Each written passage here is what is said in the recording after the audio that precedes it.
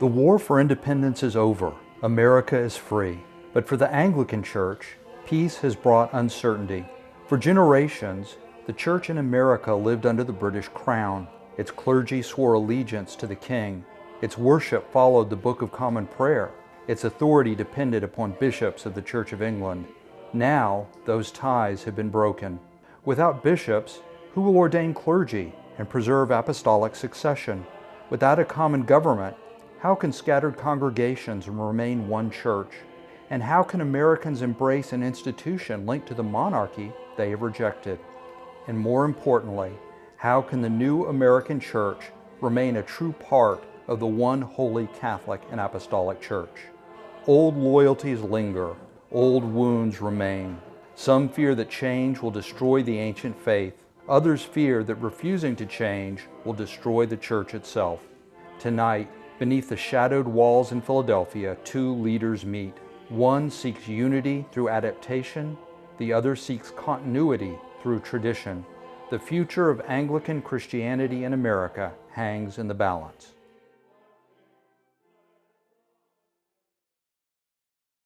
The nation has declared its independence, but the church, our church, still wanders between two worlds. And the people feel it, Bishop White. Some families are refusing to even kneel next to former loyalists, while others have said the church has abandoned England itself. We are no longer English subjects, yet neither can we abandon faith that formed us. If we fail to unite now, the church will fracture into isolated parishes and rival factions. Yeah, and perhaps it will fracture because some wish to rebuild it without bishops, without order, without the ancient faith. Dr. Seabury. Dr. White. I have crossed oceans to preserve apostolic succession. The church is not a political experiment to be reshaped by popular vote.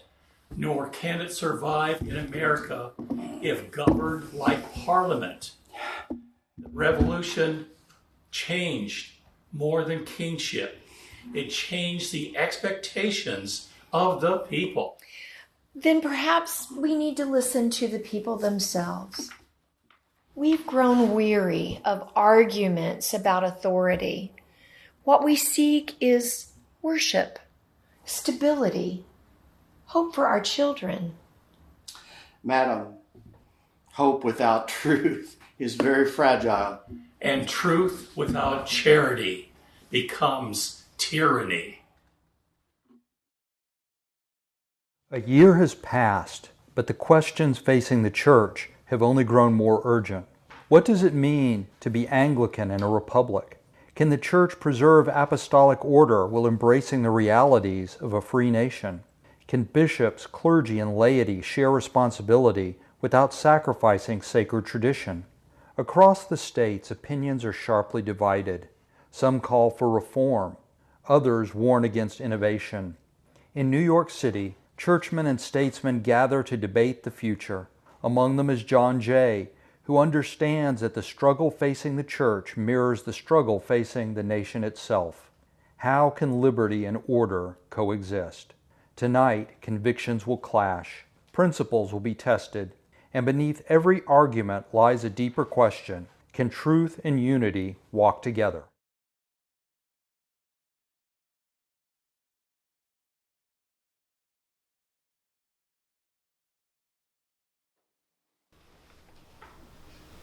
Gentlemen, the Republic is watching us. If the church appears loyal to monarchy, it will perish among the citizens. If it abandons order entirely, it'll collapse into confusion. We're not confused. The church derives its authority from God, not Congress. Yet, the church must live among citizens, not subjects. That is precisely our challenge. A church governed by bishops, by clergy, and by laity together. Democracy inside the sanctuary? Participation, representation, mutual accountability. The apostles were not elected by conventions. Nor do the apostles govern the 13 individual states born from revolution. May I speak plainly? Please do. The people fear two things. First, that our bishops will become distant princes. And secondly, that these arguments will destroy our reverence. Dr. Seabury, we need your devotion to sacred order. And Bishop White, we need your vision for unity in a new nation. You ask for a difficult marriage, madam. America itself is a difficult marriage. Then perhaps the church must become what the nation struggles to become. Many voices, one communion. 5 years of debate, 5 years of uncertainty, 5 years of prayer, sacrifice, and perseverance. Again and again, the church seemed destined for division. Disputes over bishops, governance, and worship threatened to tear it apart. Yet one conviction endured: the church must remain one. Now delegates gathered from across the young United States, former patriots and former loyalists, reformers and traditionalists, men with different visions united by a common faith. For the first time since the Revolution, lasting unity seems possible. The atmosphere is solemn. Papers rustle, prayers are whispered, history waits. Soon the arguments of the past will give way to a common purpose.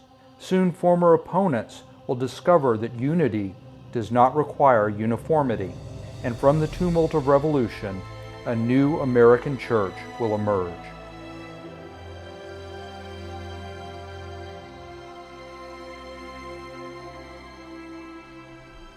Years ago, many feared that the Church of England had no future in America, yet providence carried us here. I once feared that compromise would destroy the faith, but perhaps unity, properly ordered, may preserve it.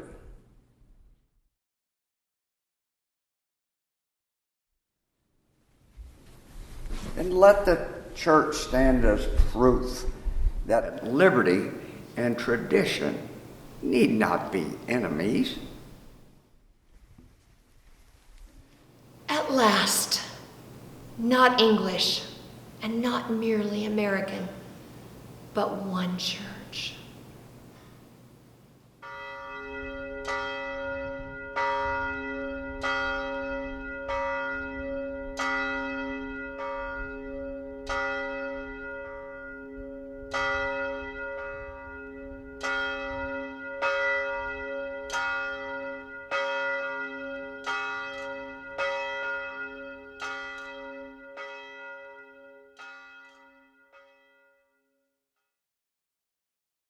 From conflict emerged communion.